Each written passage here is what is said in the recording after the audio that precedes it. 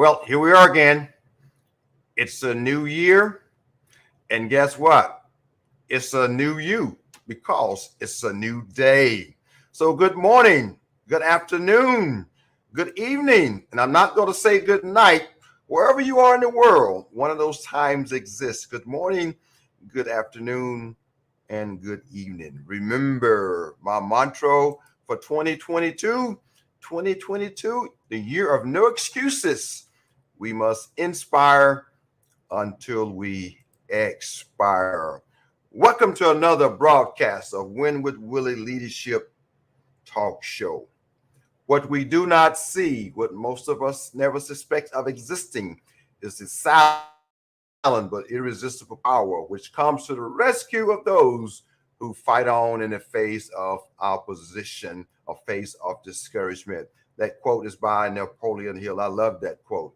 But guess what? You and I, we all have that silent but irresistible power to fight on in the face of discouragement and opposition. And Win with Willie Leadership Talk Show is about encouraging us to fight on, to lead on, to serve on, to grow on, reaching our fullest God-given potential and becoming the best version of ourselves.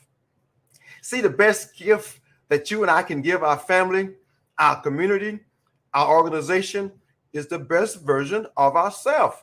And how do we become the best version of ourselves? I am so glad that you ask. See, because we must first learn to lead ourselves. You and I cannot give what we do not have.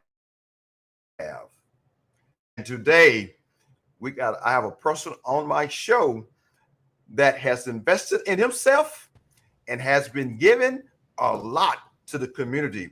My friend, my math major, my number guy, my mastermind study guide. We talk about books. I'm talking about my friend Larry Turner.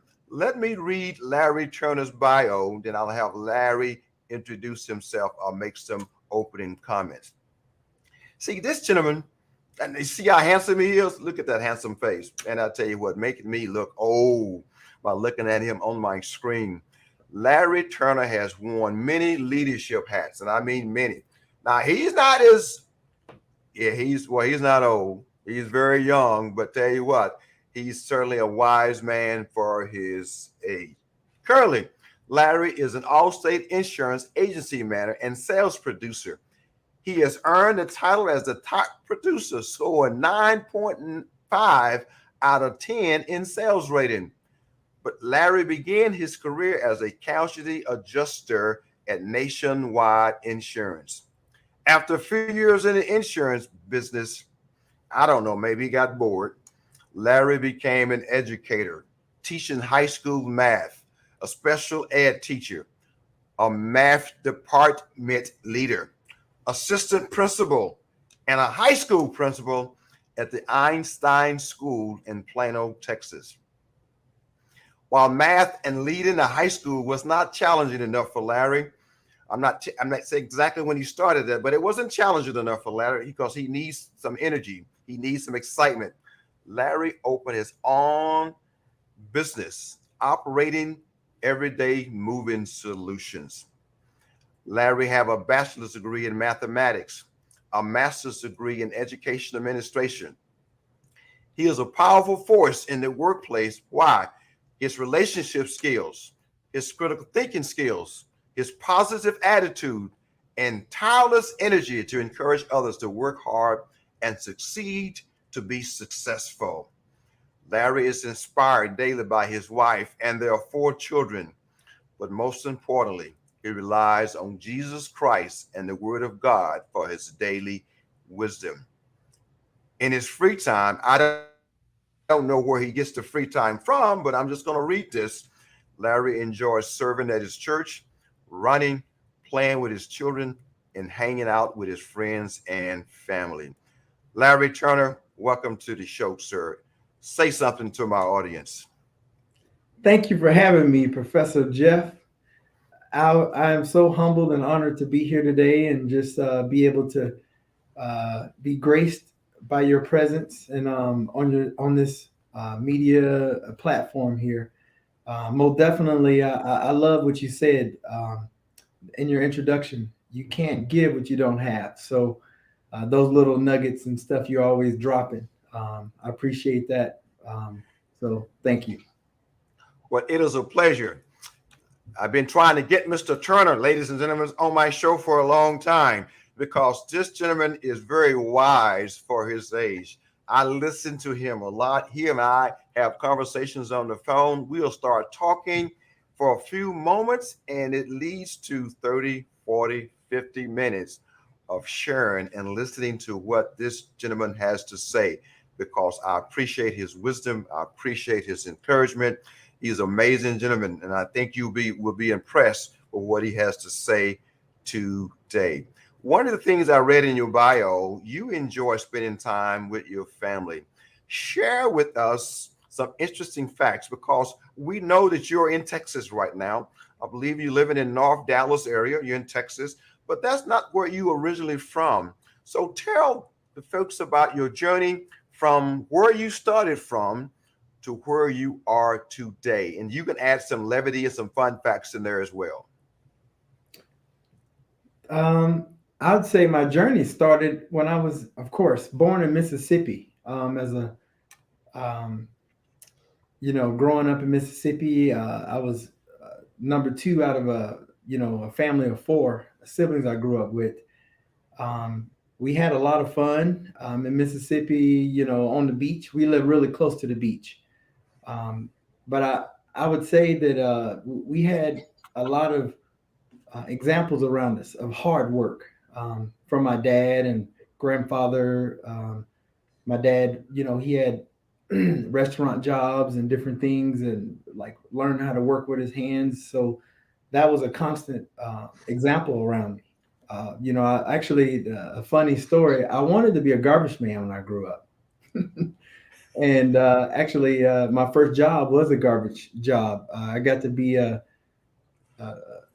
student, young student. I got a recycling job in Mississippi where I got to be on the back of a truck and dump, like the recycling bins and sort them out and things like that. And I quickly realized, as fun as that looked, that's not what I wanted to do for the rest of my life. And my grades and everything else went up after that, and focused and started leaning in on my school work a whole lot. So um, I would say that was an interesting fact. I started as a job in like recycling. I went on to do maintenance work with my dad. He had a lawn business. My Saturdays weren't spending watching cartoons. It was cutting lawns and cutting grass. I mean, I was cutting grass as early as the age of probably second grade. I was cutting grass. If you can, ride a bike, you can push a lawnmower.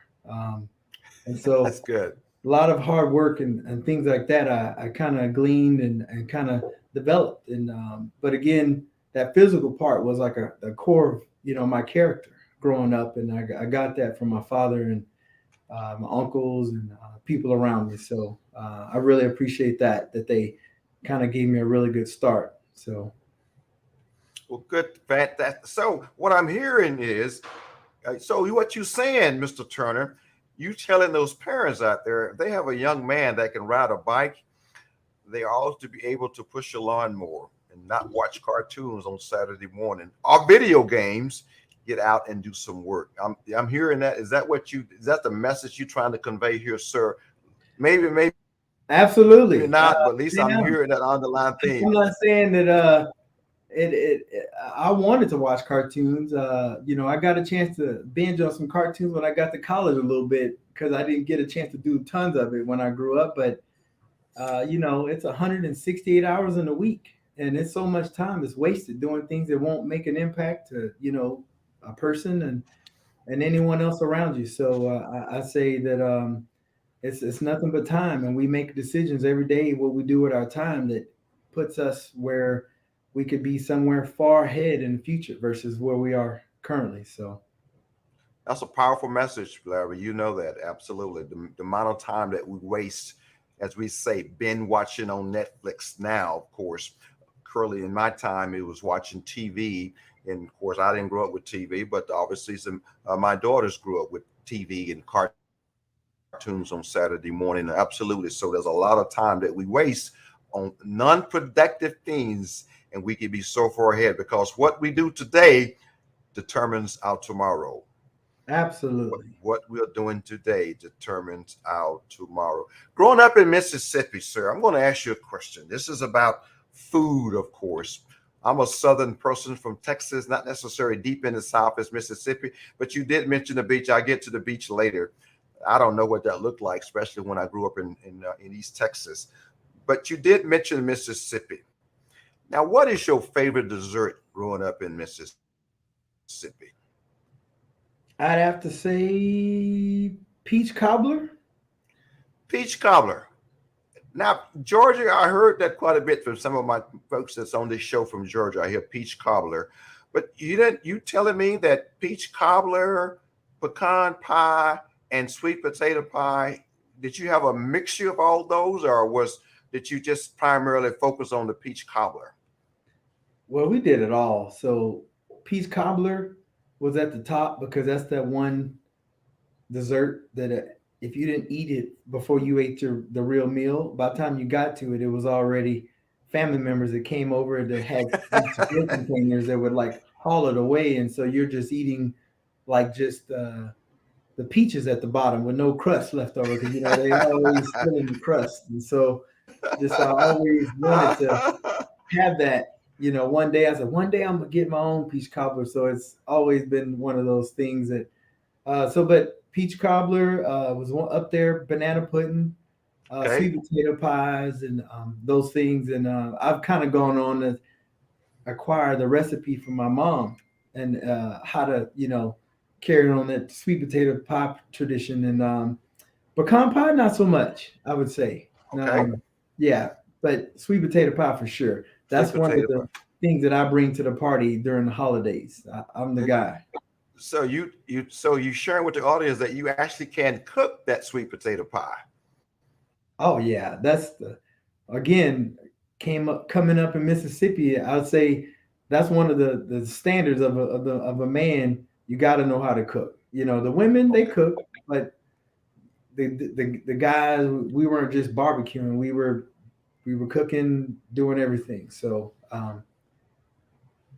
Well, I can tell you, my older brothers, my older siblings, they caught the cooking habit. By the time it got down to me, I think my parents were tired of showing the older siblings, so they didn't pass on that cooking habit to me at all. And I can raise my right hand, or this left hand, I can raise my right hand and say that I missed those lessons in the kitchen. I failed those lessons. So when it came to that part of that educational at home, I failed the grade. I didn't make it. I didn't make it. Let's I talk find it about some. hard to believe, Jeff, because I know you're the kind of guy. Anything you want to do, you can do it. You just there's one of those skills that you probably didn't feel like it was worth learning. I'm sure. That's probably, yeah, absolutely, absolutely. Well, thank you for that. I do try some things, but most likely I don't try cooking it at all. Let's talk about some your roles that you had. You mentioned your parent, you mentioned your father, you mentioned your grandfather, and obviously you've been a leader in many different areas. You've been a leader. You're a leader at Allstate right now. You've been a leader inside of Einstein school. You have done some phenomenal things. But let's talk about some of the role models because I want to lay a foundation, the impact and the significance of role models play because you and I can't get to where we are by ourselves. We need mentors. We need role models. We need real models. There's a gentleman that I interview every now and then. He used the term real model because there are a lot of role models out there, but are they real models that's modeling the things that you want to emulate? Talk about some of those real role models that emulated things that you are doing today that had an impact on your leadership journey. In no specific order, I'll start with, of course, I've mentioned the impact my dad has had on me. The next person I would say, maybe chronological, would be a gentleman that I got to spend some time with their family. Greg Wilson. He passed away. I think in his 50s, but he had some heart complications. But he was a really strong role model as it related to how he brought his family to church and was that like that spiritual role model. And in Mississippi, we didn't have very many African American entrepreneurs, and I saw him. He started his photography business in Mississippi, and just kind of was the guy who did photography for the high schools and things like that. And his wife worked at the bank, and they were just an amazing role model. He has two kids, and just seeing, taking his kids to church and like being there for the kid in school and involved with the school. And, he has his business, just like kind of like being well balanced. Because I know my view of like, of course, my dad from the hard work, there's a different sort of example that I picked up from him, because it was like a little bit more rounded from the spiritual side of things that I got to grow in and see how it's done, from his example. And it wasn't like he specifically came to talk to me about, hey, you need to do what I'm doing. He kind of did it through his actions. And so, Yeah, through his actions. yeah, kind of like what you mentioned, you can't give what you don't have. And so he's a great example, him giving me what he had. And so that's one. The very next one, that habit of taking his family to the church actually carried on for me onto college, and I kind of carried that habit to where I started to find a church where I got saved in my junior year in college by just keeping that habit of going to church on a weekly basis. And then a gentleman in college named Fred Varnado.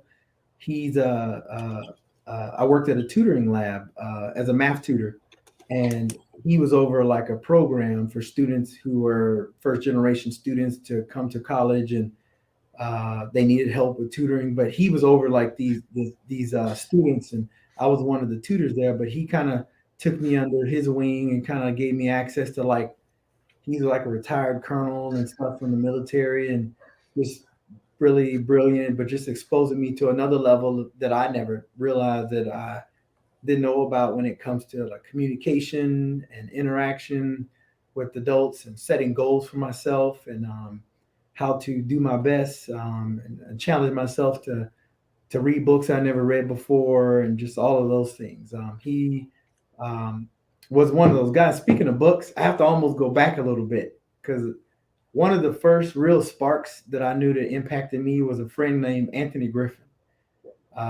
He was a ninth grader and I was a seventh grader.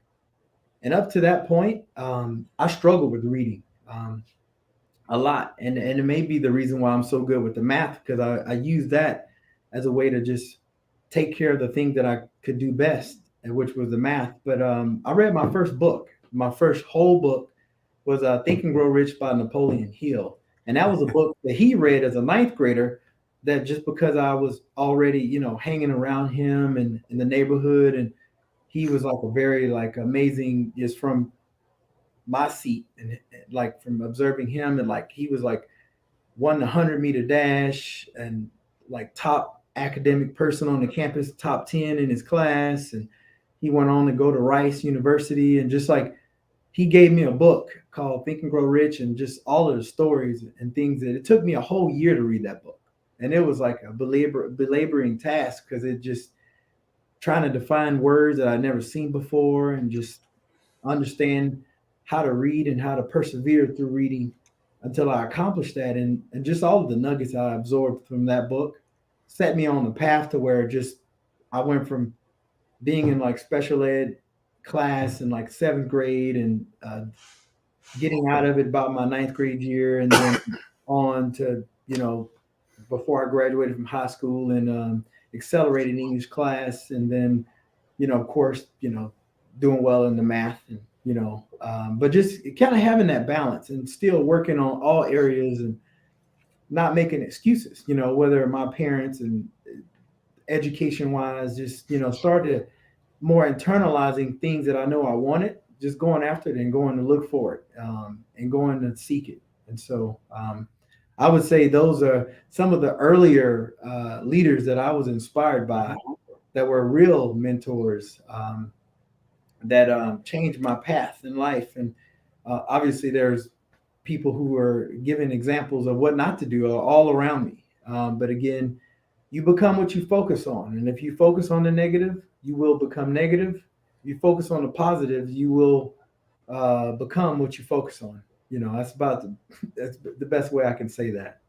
Well, my goodness, Larry, you have definitely did a phenomenal what I call motivational inspiration dissertation about sharing with our parents, our adults. It doesn't matter what our age category is. You align with inspire until we expire. You align with you can't give what you do not have. You align with you are going to do what people do, not necessarily what people say. You talked about the gentleman that model the behavior and you follow the behavior. That is important that you follow. People don't necessarily always do what you say. They in turn do what you do, especially if you're inspiring them to further themselves. And you had a moment of reflection, if I'm interpreting this correctly, you had a moment of reflection that I am going to do what's right. Someone that was modeled and taking his children to church and going to church, you modeled that expectation on into college, going to church consistently, where you got saved as a sophomore in college and gave your life to Christ as a sophomore. You modeled that. And then you reflected back that even when you were in junior high or middle school as a seventh grader, when a young man gave you the book, Think and Go Rich, what you modeled there was consistency and persistent because it took you a year to complete the book. But you studied the book because you saw it in words that you did not understand, and you had to find the definition of those words.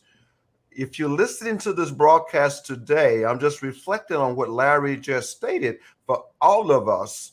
And of course, I'm going to encourage you to go purchase the book, Think and Go Rich. You can probably find a free copy out there somewhere. But I would encourage all high schoolers and parents, if you have a high schooler or college age, it doesn't matter what your age is, Think and Go Rich is a book for the ages.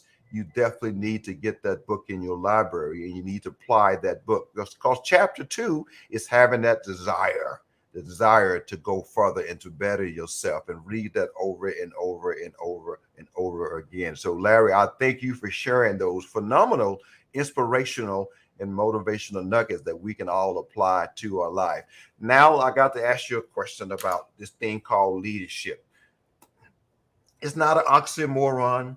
It's not a cliche, but it is everything rises and falls on leadership. For the last several years, we have been in a moment of crisis.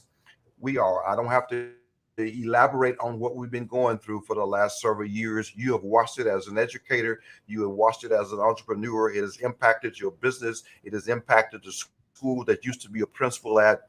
But how can a leader leverage the possibility in being motivated and innovative in a time of crisis? Talk about how do you maximize and leverage the opportunity to be motivated and innovative as a leader in a time of crisis? Oh, that's a good question. I would say one of the biggest things you have to have is a great foundation. Um, and and when I say foundation, it sounds very cliche as when I say it, but like crisis, right? It's just on a continuum. If you look at something like this, it's just more of like a different like status or a different situation.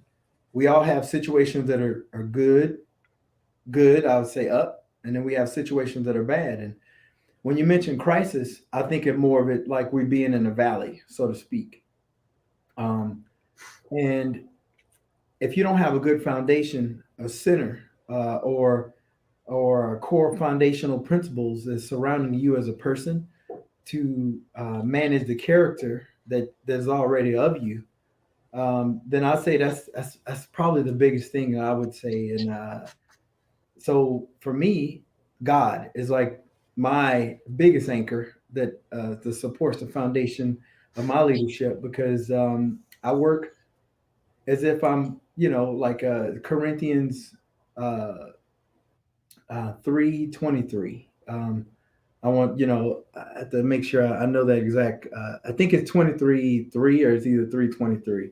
But basically, that scripture talks about you working unto the Lord, not unto man, because everything that we're doing, this all belongs to God. And so, whether somebody's watching you or not, to perform whatever duties or to make a decision on behalf of constituents or Hmm. students or teachers that you're over or your own kids that you're managing, if you're doing it as if God is watching you because you're held accountable by a higher power than your own fleshly desires or decisions that you think you're doing it for the best reasons, I'll say I don't know how good a leader you can be, because if you're just making decisions in a vacuum of your own self, we're just human, right? And I know at any time I could run my own family into the proverbial wall, so to speak, because I don't have the standard of the direction that the Bible and God has told me to take my family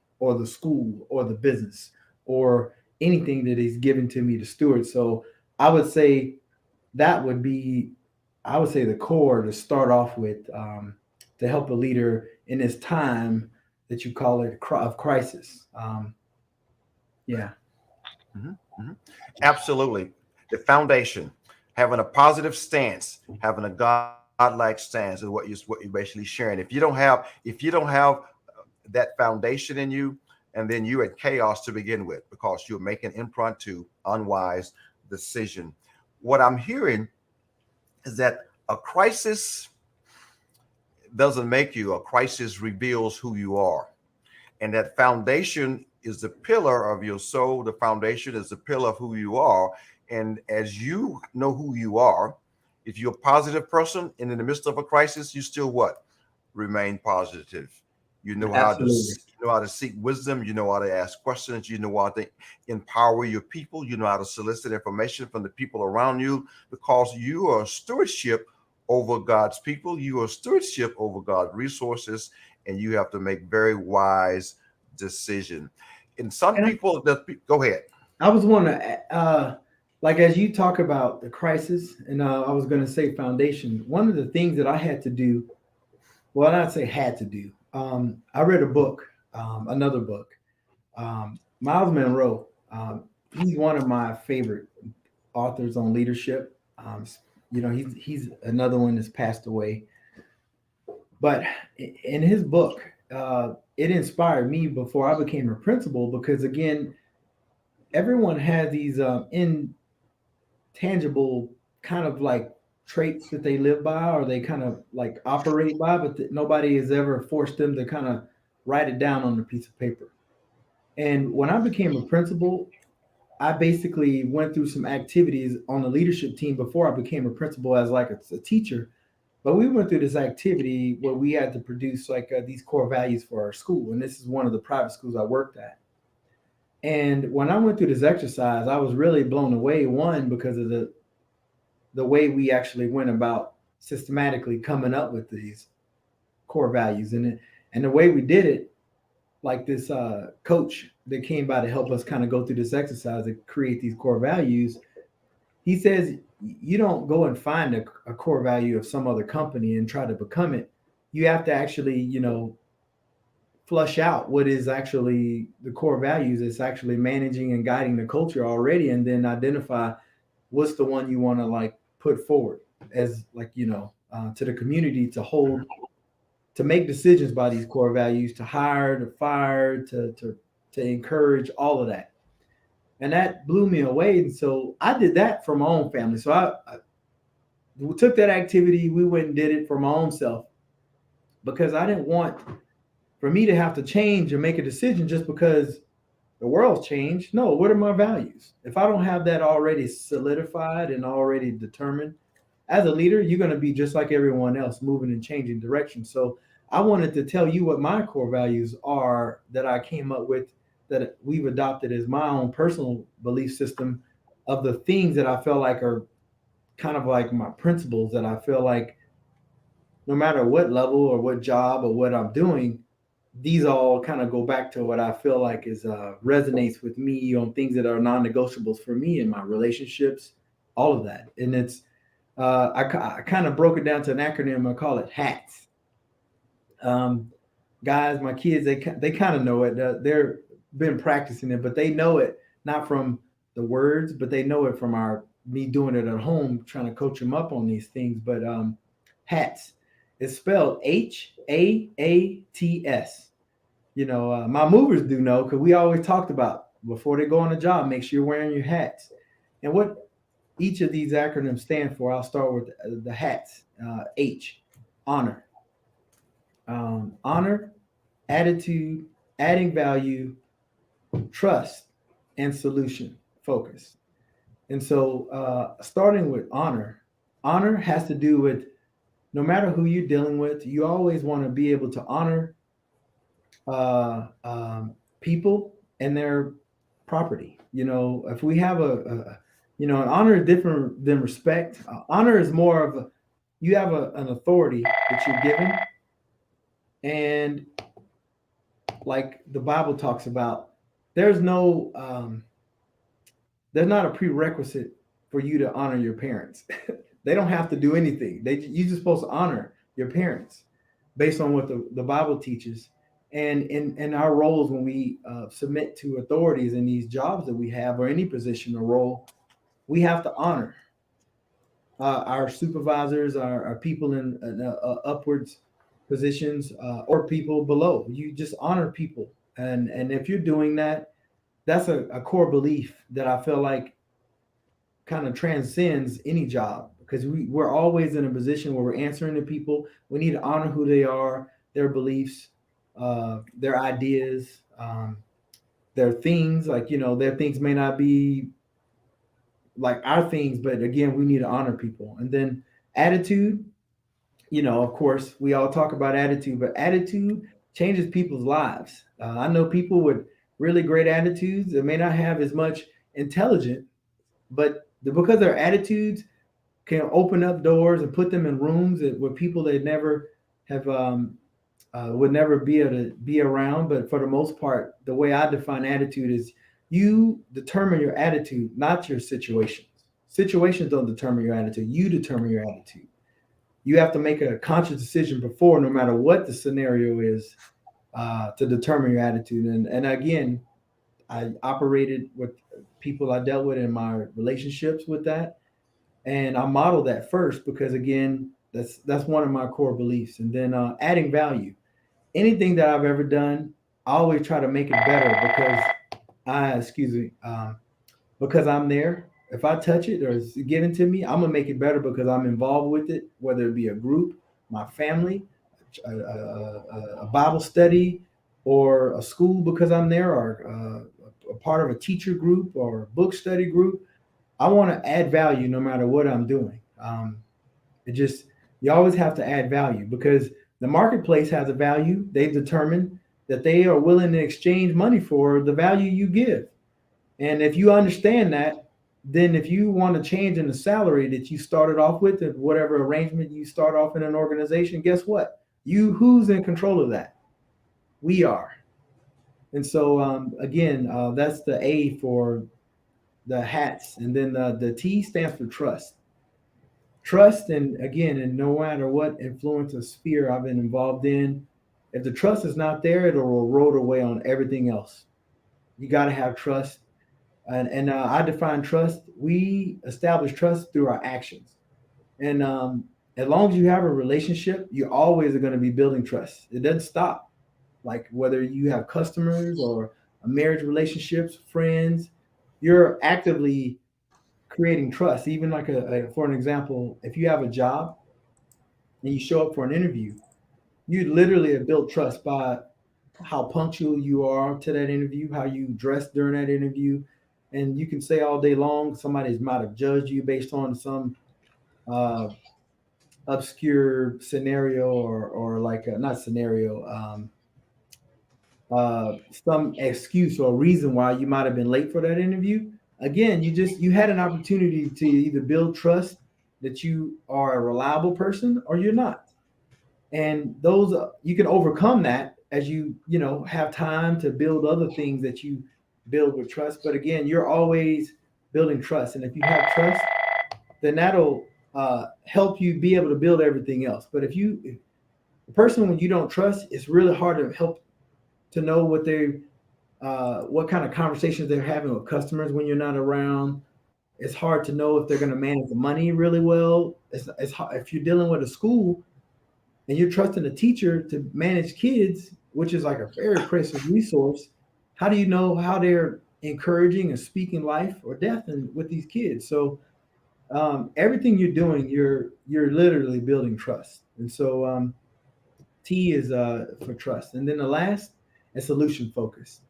Um, there's always problems that we're going to have, but at the end of the day, even when you make a mistake, if you focus, again, we are what we focus on. If you focus on the solution, we're going to eventually overcome whatever setbacks and failures we have. And so, um, and as humans, we're not designed to belabor over things that we can't solve. Again, we control the variables you can. Don't worry about the rest, because I know a lot of times the media can push all kinds of negative, and the percent of negative that comes out when it comes to the media or the news is not the same amount of positive that goes out. And again, I don't know if it's like a bent for the society or whatever that's out there. That's not my goal to even judge them or any of that stuff. But again, it's about the actions, right?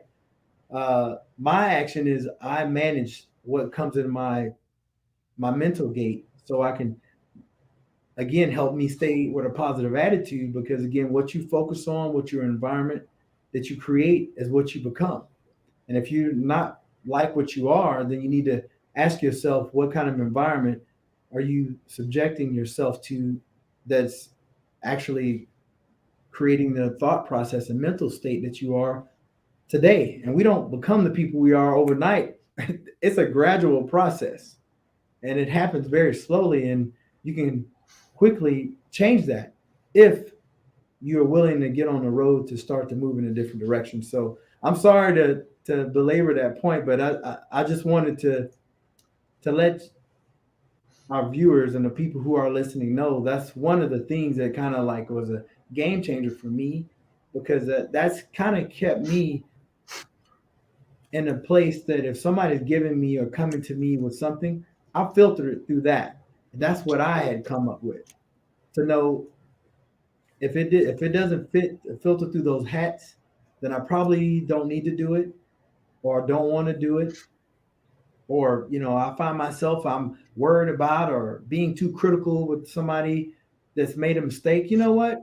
I need to be more solution focused about how to manage this employee or person to where they help them build on this failure to be more focused on what they can do to grow versus because we all make mistakes, right? So or a customer want to wear me out because of something that I did wrong. I say, hey, you know what? I take responsibility for what I did, but can we change and pivot to see what we can do to fix this and to make things right? Because I would like to make this right. Because again, my goal to serve you and to do right by you. And so let's get this thing back on the right track. So yeah. I'm going back to my first statement I spoke about you, Mr. Turner, that you are wise beyond your years. And my listening audience is really listening to the wisdom that's coming out of the mind and the heart of Mr. Larry Turner. For those who are looking to find out what your core values are, you can absolutely adopt Mr. Larry's core values if you so desire. His hats. Put on your hats. I love that acronym. HAATS. Honor, attitude, added value, trust, and solution focused. What a phenomenal way to model that with your children, because it starts at home. It starts around the dinner table. One of the challenges I have with leaders that some leaders want to be different people at home and different people at work. I can attest to you and I can assure you, most likely you are not, because what's in you will come out of you. What's coming in you, and you have to control, you have to be that filter, the things that you've been inundated with through media, through books, through exposure, through environment. You have to filter those things. What are you putting into you? You stated earlier, if you're putting negative things into you, what's going to eventually come out? If you put in positive things into you, that would eventually come out. As I stated, you and I cannot give what we do not have. And I like how you did that, working those core values, because those core values, in the midst of the crisis, in the midst of the good times, in the midst of the bad times, those core values, what keeps you rooted and grounded. You make a decision based on those core values, not the spur of the moment, not the way the wind blows, not the way the tide is moving, not the way the group is going, but based on the core values that you have placed in you. And those core values is rooted and guided in your relationship with God. And so I do a core value exercise with some of my organizations, and I ask my leaders, if you asking people to do things that are against their core value, you're going to have some pushback. You're going to have some conflict. So what are your organization's core value? And by the way, what are your employees' core values? Have you asked them what are their core values? As their leader, as a person responsible for serving them, what are their core values? What are they rooted and grounded in? So I thank you for sharing that. Guys, we can drop the mic and go home off of that one. We can drop the mic. So absolutely. So if you see this on the screen, copy those core values down, share those core values, and determine and do a reflect on your core values as well. So Larry, thank you for being so transparent and so intimate and so reflective on sharing those core values. You're Now I'm welcome. going to ask another really well thought out question and see if you got an answers for this one, my friend. You said you're so intellectual, and your math skills are not. Your math skills are taking a back seat today, so that's good for me because that is not my strength. if if that was a book written about you, well, wait, let me ask this question. No, let me go back. Let's ask this question because right now, what is your business? And you chose to leave, not chose to, but a decision to transition from education. And guess what? I say this: you never transition from education, you never transition from leadership. That's part of who we are. Growing ourselves is education, adding value to ourselves to add value to others. Leadership, growing ourselves as a better leader to add value to ourselves to add value to others. But right now, you are in the insurance business, and you started out in insurance working for Nationwide, and right now you're working for Allstate and eventually. But what was some of your decision to make that transition out of not necessarily the out of the informal, but from the formal side of education into the formal side of business? Okay, so you want me to talk about how did I transition from Yes. insurance to Yeah. For education and then for education to yeah. business? Well, primarily transition from education, the formal side of education, and now to the formal side of business. I want to make that transition because you're no longer in the formal side of education. Your education is the informal of educating your children, educating your community, educating your business, but you're not in the principalship of a school anymore. Now you're in the principalship of a business. So the that transition came about one because I've always wanted to be an entrepreneur, always, because I always wanted to kind of like expire and do more and give more. And me and my wife, we were both educators. My wife, she's been in education actually the same. We started the same year back in 2004.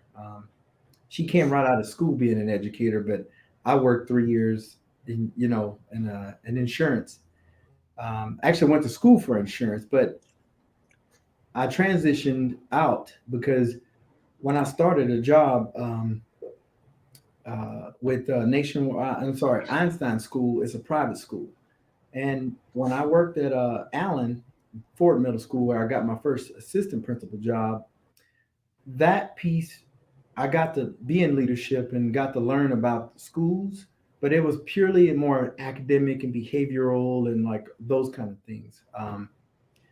And school budget stuff that was very specific to the school. but it wasn't like district budgets and how money works and a bigger scale. But when I got to the private school, I got to actually learn how to market, how to uh, present myself and the school as like a commodity, like any other commodities that you would go and buy, like a lawn service or a service like you would get like as an accountant or anyone like that. And it's a whole different perspective in the private school side because if kids failed, of course they had to be there. Then teachers' attitudes about the kids there are way different. But if we're doing the same thing and kids fail in private, they had to basically, why would they be paying tuition and they fail? That means they're not getting their money's worth, so to speak. And so the leadership change and the perspective and how money works and the different roles that I took on to actually understand the whole marketing side of schools and presenting. Just I got to learn a lot of the entrepreneurial things that I had wanted to learn, not just like purely like lesson cycles and dynamics of classroom management and manage employees and teacher evaluations. Uh, I got to that's where I got access to like having the business coach and stuff like that. But I got the seed put into the bug. My brother-in-law James, he took a new job and he needed somebody to what is that? Take over a part of the subbing for like the job that he was doing. Like specifically, he took a job with a big company and he was over a division where he had the decision to like sub out a whole part of like the company. And he kind of gave me an idea that if I were to start this business, moving business specifically, I'd be able to be a benefit from acquiring a lot of referral business, right? And obviously, I didn't go to school, and it wasn't my brainchild to start a moving business, but I had got to work on developing and started to come up with my business plan for a whole year, um, trying to figure out what that looked like, and up to the point where I did all of the planning I could do. The owner of the school, she's an entrepreneur, of course, and she had been working with me and was like alongside with me the whole time. It was like, all right, are you sure you're ready to start this? And can you get your business up and running and come back and you can kind of do this both part time? And I had wanted to do it because I love the school and the vision for the school. And, I still, I'm involved with the school today. I sit on their board, a foundation board, and things like that. And I participate and I go to the school and I do a lot of stuff for the teachers. But in that transition, the Lord had me to kind of spend some time to understand like really what I wanted out of like either trying to do both of them. But again, I was already working a lot, giving my time a lot. And then kind of like my family's kind of getting like these leftovers of my time and what all of the, other responsibilities, church and things that I had to really figure out which one that I need to give some focus to. And during that time, like God and through some spending time with God, he kind of said, if you're going to build this business up to the point that you're going to then know when you needed to walk away because the business income justified enough to then go and talk to the school about leaving, what do you need me for? And so I was like, okay, God, like if it adds up, God's like, I mean, I'm into multiplication. I'm into creating value that can't anywhere be mistaken that it came from Him. And so with that, I then went and had a conversation with the owner of the school, and she was already on board because she already allowed me some time and giving me advice on what I could do and look at a different thing with the business. And she said, I understand, but please give me a call back in August if you get the business off and running, if you change your mind. So I'm just like, I had to cut that tie off with that business. And I told her, I said, I don't want to take a salary either. And I think I talked to her at the end of June. I said, this will be my last month.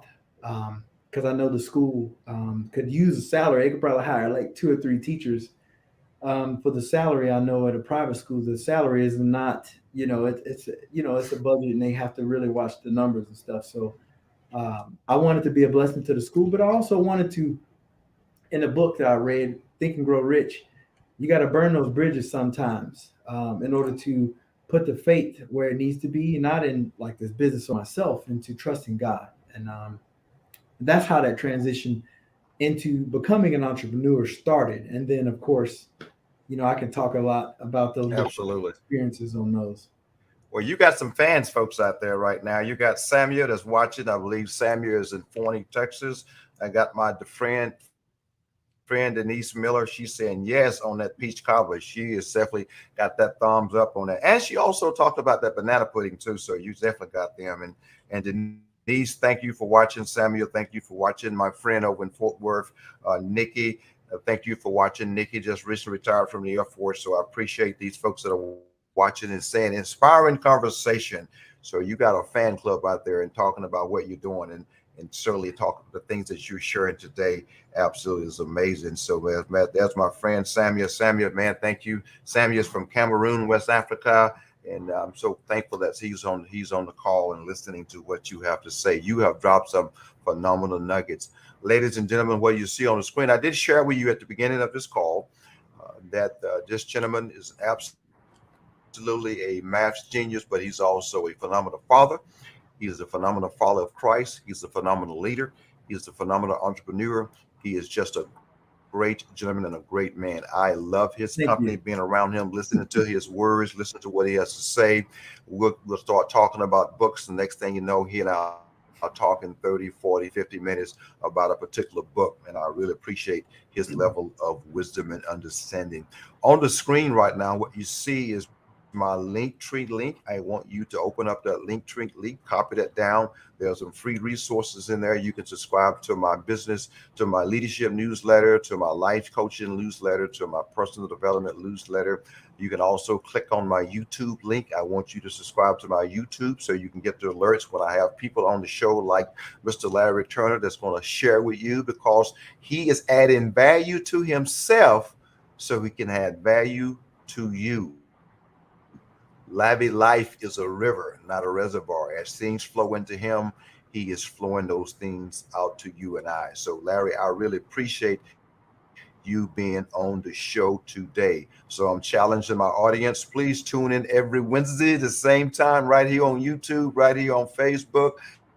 I really appreciate the comments. I appreciate the folks that add in value to us, because we're taking from that. Remember, folks, the best gift you can give your community and your family is the best version of yourself. How do you become the best version of yourself?